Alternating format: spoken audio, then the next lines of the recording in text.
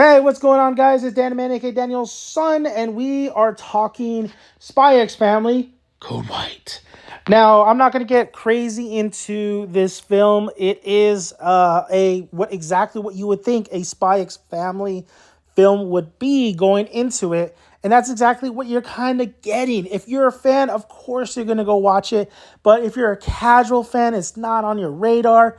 My opinion, think it's a-okay to skip this one and just get ready for the next season. But there is a lot of great moments, and I think a lot of people want to know, what our favorite anime family right now at the present, even though they're a fake family, what does this film bring? What kind of Yor and Lloyd moments does this give us? Because I think we all agree that we're kind of watching this film to see how that relationship develops, and of course, how many laughs Anya can give us. Because in the series, Anya, I really generally really laugh at a lot of the jokes that the series presents, and there's a lot of great moments in the series.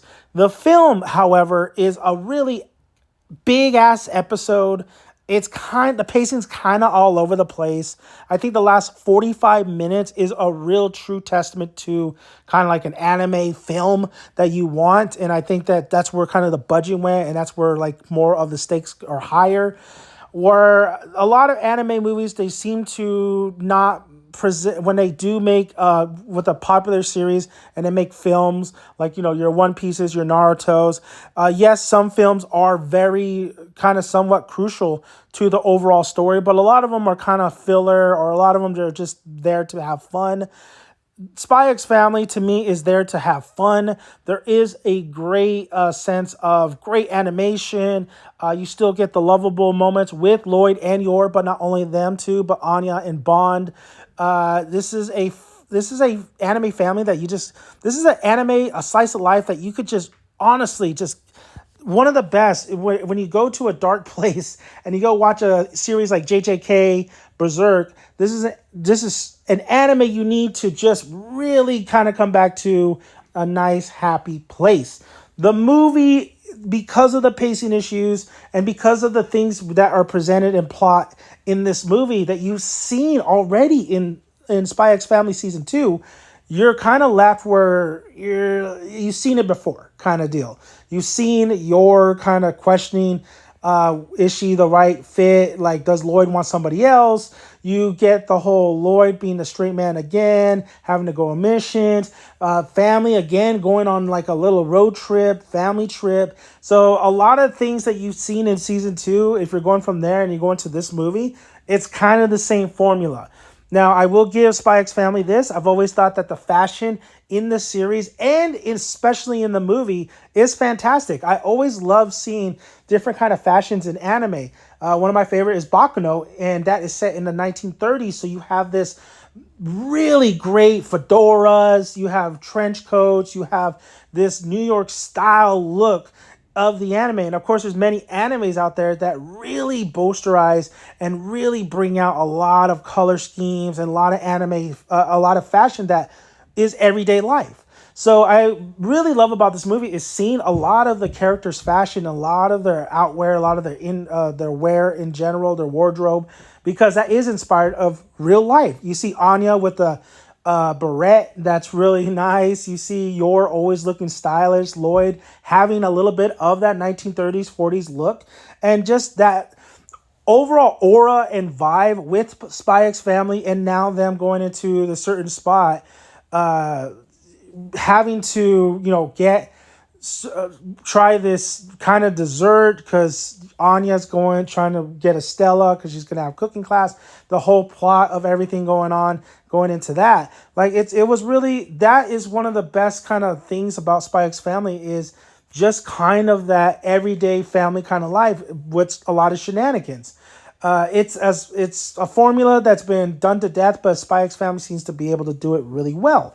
Now, the villain it was great to see a villain kind of put Lloyd somewhat in his place, because Lloyd is he's so good at everything that you don't see anybody really outmatching him in a chess match. But in this film, there is a villain that's kind of toe to toe with him. Is it a fantastic villain? No, but it's a suffice villain. It's a villain that you kind of get he's kind of evil just to be evil too, but you kind of get what the mission is all about and what he's trying to do. Your showcases her once again her fighting skills, and I do like the little resolution she has when she's fighting a big boss at the end of this film. So the fight sequences are really good. It seems like they used a lot of their budget on that. There's a lot of characters in the series that make little cameos like Nightfall, because just to be there because we the fans love Nightfall, we love Yori and all them. So they're kind of just there. That's my one like critique. Like they're not really given much to do. Nightfall gives a little bit more to do in the movie, but they're kind of just there for like 5 minutes. I really do think that you could kind of skip this movie and just wait for it to get on Crunchyroll or in another streaming platform. It's not a must watch. If you're a Spy X Family like super fan, of course you're going to watch this, and I think you're going to enjoy it. But if you're just a casual and you don't want to waste your money on it in the theaters, then I would skip it. I would not recommend watching this film and just really kind of watching season 2 if you haven't yet already, or any of the seasons of Spy X Family, and just kind of gear up for season 3. As much as I did enjoy this film, and there was a lot of great Lloyd and Yor moments, and I think that's what people are going into wanting to see, I truly believe that this film was just kind of okay. It was nothing to warrant me to really kind of watch it again or to spend my money on it. So even though it was okay, I still think that when people go in there and they know what Spy X Family is, they'll still enjoy it. So that's my review on Spy X Family Code White. It was an enjoyable film. Of course, you still have your Anya jokes.